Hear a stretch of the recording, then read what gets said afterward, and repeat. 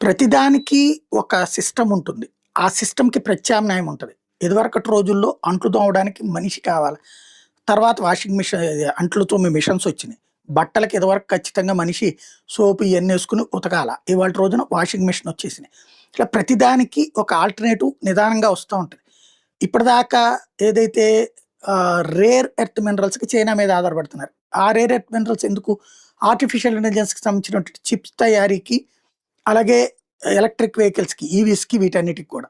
ఇప్పుడు ఈ semi conductor chips అన్నది మన ప్రాబ్లమ్ వచ్చింది చూసాం.